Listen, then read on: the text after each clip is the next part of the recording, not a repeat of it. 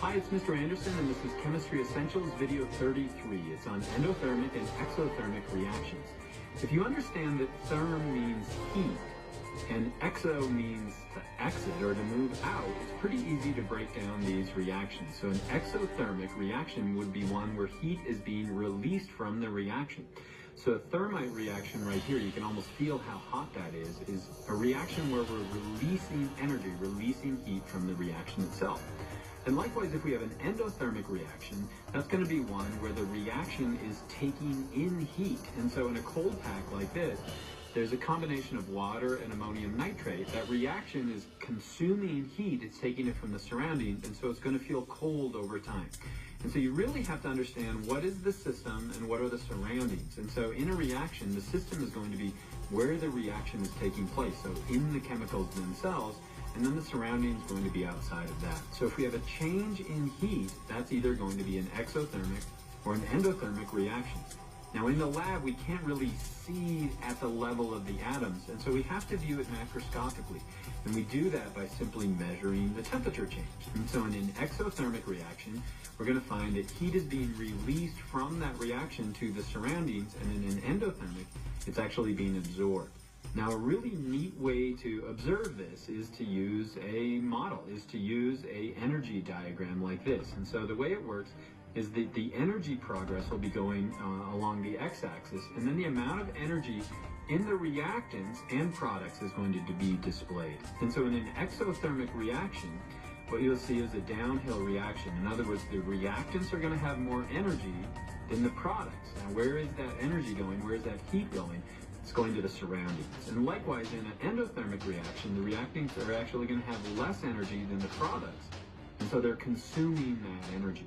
And so let me give you an example of that. Here's that exothermic reaction again. We've got a thermite reaction where we're taking iron oxide and aluminum, and we're making iron and aluminum oxide.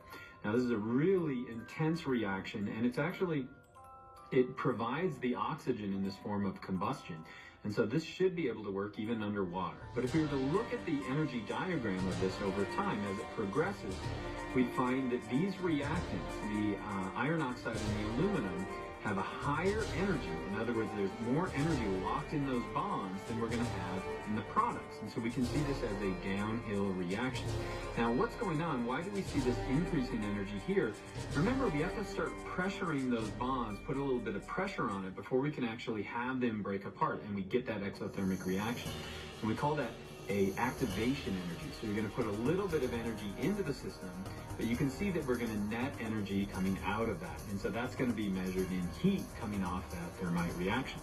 Now, if we look at an endothermic reaction, again, this would be like solid ammonium nitrate, and we're just combining it with water. So we're going to make ammonium and nitrate ions.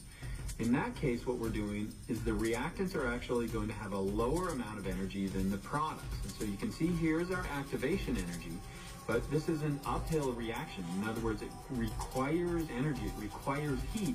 Where is it getting that heat? It's getting it from the surroundings. And so when we're measuring ectothermic or exothermic and endothermic reactions in the lab, we're really stuck with the temperature itself. And so if I wanted to measure a reaction like this, let's say I take a chemical and I mix it with water or mix it with another chemical, I can simply use a thermometer to measure what's going on. And so I see a decrease in that temperature. Okay, so what's happening? It's actually consuming heat from the surroundings.